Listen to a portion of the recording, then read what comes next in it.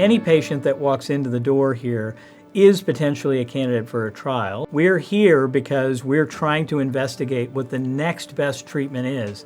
And we want to be able to offer those kinds of opportunities for patients, and clinical trials are the way to do that. In 2008, found out I was anemic, and they told me they needed to rule out multiple myeloma. We got the results. When you hear something is incurable, we're completely shocked.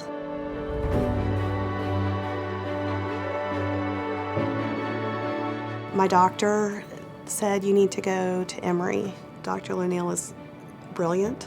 I first met him when I was diagnosed. He was very reassuring. They offered a clinical trial, and when we left, I thought, this is where I need to be.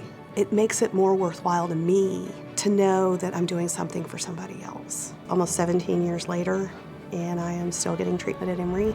The changes and progress we've made in the last 20 years as a consequence of clinical trials has just been amazing. We're trying to investigate what the next best treatment is. We're designing those trials today. We're finally seeing the cure in a smaller fraction of patients in myeloma, and we're really hopeful that that's going to make a big difference in the next 5 years. I just didn't want to look back and say I didn't do absolutely everything I could.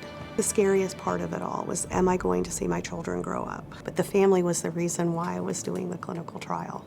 But then my husband said, time to put on those big girl boots and let's go. Spending time on that journey with a patient and their family is so rewarding. Cindy's a great example of that. I've known her for over 15 years, and she's exceeded even our expectations for what this was going to look like. And we were able to give her those things that have not only given her opportunities at remission, but also, I think, changed her outlook on what life looks like. If they're successful, then I'm successful. I don't want it to be the other way around. Winship is a miracle, and I never feel alone when I'm here. I come to Emory every 2 weeks. I get treatment, I go home. Then I continue my life. You just battle through it. Cancer doesn't have to define you as a person. I think it does fine-tune the lens that you look at life through. My kids have grown up with me having multiple myeloma virtually their whole lives. To be with them, to be there for them, and support them as much as possible. That's just what's important in life.